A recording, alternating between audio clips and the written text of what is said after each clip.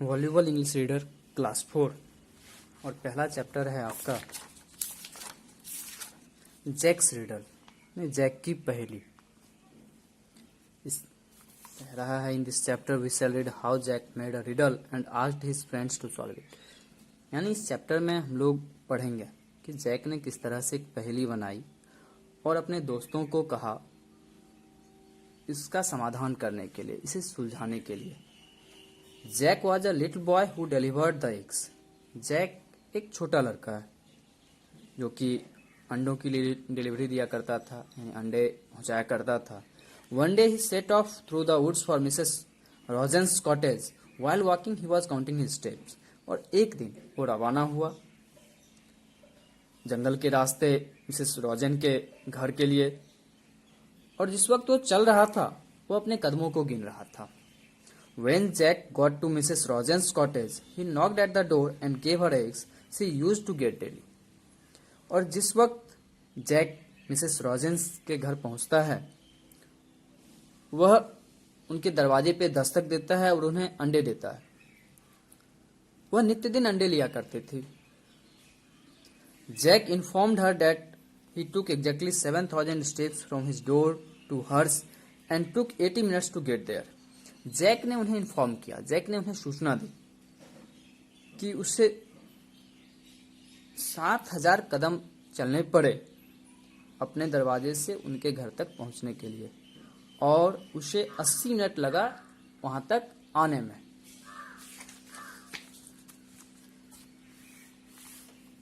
Then he went with his eggs to Mr. Alice's house that was to the east of Mrs. Rosen's cottage. और फिर वह वहां से अपने अंडों के साथ चला मिस्टर एलिस के घर के लिए, जो कि मिसेस रॉजेंस के घर से पूरब दिशा की ओर था। Jack again counted the steps and he was surprised that he took the same number of steps and same time as before. How strange. Jack ने दोबारा अपने कदमों को गिना, कदमों की गिनती की उसने, और वह आश्चर्यचकित था यह देख के कि इस बार भी कदमों की संख्या जितनी की पहले थी उतनी ही बराबर रही। कितनी अजीब बात है, वह आश्चर्यचकित है। Now he started back for his home. Once again he counted the steps. It was again 7,000 steps from mister Ellis house to Jack's own little cottage in his village. अब वह अपने घर के लिए चलना शुरू करता है और दोबारा इस बार उसने दोबारा अपने कदमों को गिनना शुरू किया। उसने गिनती की उनकी, फिर से 7,000 कदम ही हुए मिस्टर एलिस के घर से जैक के खुद के घर तक आने में, यानी अपने गांव में अपने घर तक आने में से 7,000 कदम तय करने पड़े। So the distance between each place is the same, thought Jack. How strange it is. When I will go out in the evening I will tell the other boys. तो जैक सोचता है कि अच्छा, यानी हर एक जगह के बीच की दूरी एक जैसी है। कितनी अजीब है। जब मैं शाम में बाहर जाऊंगा तो मैं अन्य लड़कों को इसके बारे में बताऊंगा। So that evening Jack told this little story to the other boys but he made it a little riddle. He wanted to know how clever his friends were. तो उस शाम जैक ने अपनी छोटी कहानी को अपने अन्य लड़कों को बतलाया, लेकिन इस बार उसने इसे थोड़ा सा एक पहेली का रूप दे दिया था। वो जानना चाहता था कि उसके दोस्त कितने चालाक हैं। And this is how he told his story. और इस तरह से उसने अपनी कहानी को बताया। Listen to me, he said, this morning I went to Mrs Rogers cottage. I walked 7,000 steps and it took 80 minutes. इस तरह से उसने अपनी कहानी को बतलाया। वो कह रहा है कि सुनो, आज सुबह मैं मिसेस रॉजेन के घर गया, मैंने 7,000 कदम चले, 7,000 स्टेप्स मैंने लिया और मुझे वहां तक जाने में 80 मिनट्स का समय लगा। Then I walked from there to Mr. Ali's house. I again took same number of steps and same time. Then I walked back home, but now it took me 1 hour and 20 minutes. Can you tell me why? फिर वो कहता है कि तब मैंने mister Alice के घर से चलना शुरू किया और दोबारा मुझे उतने ही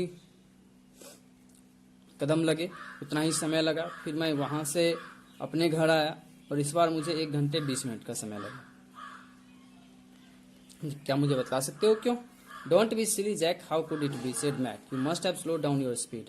तो मैक कह रहा है क्या कि मूर्ख मत बनो, नादान मत बनो जैक, तुमने निश्चित ही अपने स्पीड को घटा दी होगी। No said Jack, I walk with the same speed.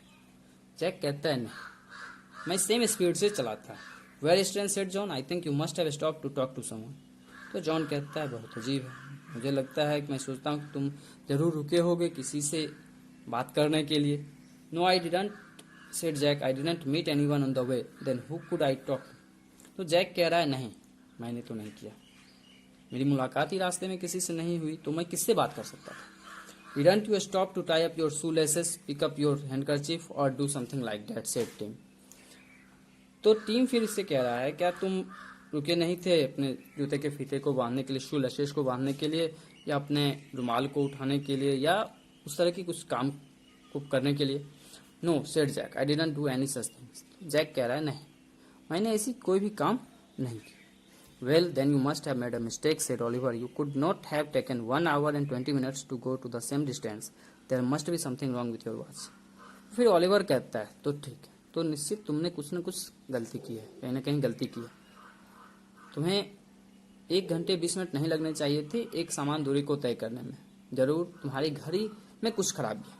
No my watch keeps correct time, said Jack, but I didn't think you were so stupid.